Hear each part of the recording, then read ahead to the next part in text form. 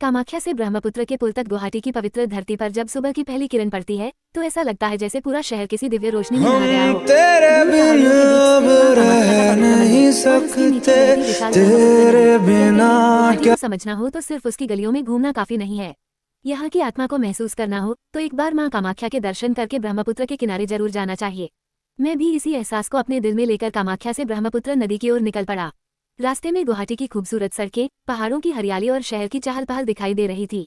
लेकिन जैसे जैसे मैं ब्रह्मपुत्र नदी के करीब पहुंचा वैसे वैसे मन अपने आप शांत होने लगा।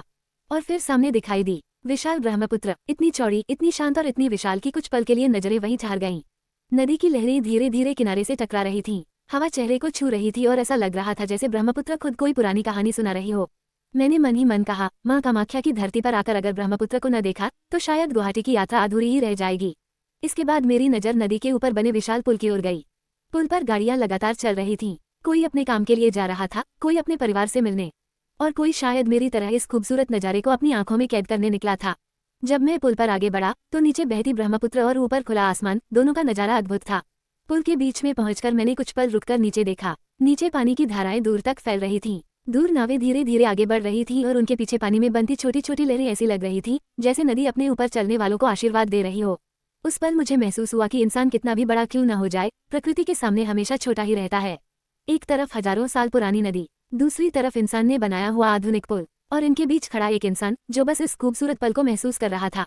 पुल पर चलते हुए हवा थोड़ी तेज हो गई। मैंने चारों तरफ देखा। एक तरफ गुवाहाटी शहर दिखाई दे रहा था, दूसरी तरफ दूर तक फैली हरियाली और पहाड़, और नीचे ब्रह्मपुत्र अपने शांत अंदाज में लगातार बह रही थी। मन में एक विचार आया, नदी कभी रुकती नहीं है। चाहे रास्ते में कितनी भी मुश्किलें आएं, वह अपना रास्ता बनाकर आगे बढ़ती रहती है। शायद जिंदगी भी हमें यही सिखाती है। रास्ते में मुश्किलें आएंगी, लोग रोकेंगे, परिस्थितियां बदलेंगी, लेकिन हमें ब्रह्मपुत्र की तरह अपना सफर जारी रखना चाहिए। कुछ दूर चलने के बाद मैंने फिर पीछे मुड़कर पुल को देखा। जिस रास्ते से अभी मैं आया था वह अब एक खूबसूरत तस्वीर जैसा लग रहा था।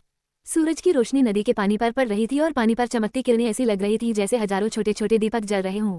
मैंने उस पल को अपने कैमरे में कैद कर लिया। लेकिन सच कहूं तो कैमरे में कैद हुई तस्वीर उस खूबसूरती का सिर्फ एक छोटा सा हिस्सा थी, क्योंकि कुछ नज़ारे फोटो में नहीं, सिर्फ दिल में अच्छे लगते हैं। और फिर मन में मां कामाख्या का स्मरण हुआ। मां के दर्शन से शुरू हुआ ये सफर ब्रह्मपुत्र के किनारे आकर जैसे एक नई अनुभूति दे गया था। कामाख्या की भक्ति, गुवाहाटी की सुंदरता, ब्रह्मपुत्र की विशालता और पुल पर चलते हुए जिंदगी को करीब से महसूस करने का मौका। ये सिर्फ एक यात्रा नहीं थी, यह एक एहसास था, एक ऐसा एहसास जिसे शब्दों में पूरी तरह बताना मुश्किल है। अगर आप कभी गुवाहाटी आएं तो मां कामाख्या के दर्शन जरूर करें, और उसके बाद ब्रह्मपुत्र के किनारे जाकर कुछ पल शांत बैठें। नदी को देखिए, उसकी लहरों को महसूस कीजिए, और अगर मौका मिले तो इस विशाल नदी के ऊपर बने पुल से गुजरते हुए एक बार नीचे जरूर देखिए। शायद आपको भी वही एहसास हो कि जिंदगी कितनी भी तेज क्यों न भाग रही हो, कभी कभी हमें रुककर प्रकृति को महसूस करना चाहिए। क्योंकि कुछ सफर मंजिल तक पहुंचने के लिए नहीं होते, कुछ सफर सिर्फ दिल को छू जाने के लिए होते हैं। और मेरा ये सफर मां कामाख्या से ब्रह्मपुत्र तक शायद जिंदगी के उन्हीं खूबसूरत सफरों में से एक था। जय मां कामाख्या, जय ब्रह्मपुत्र, जय असम।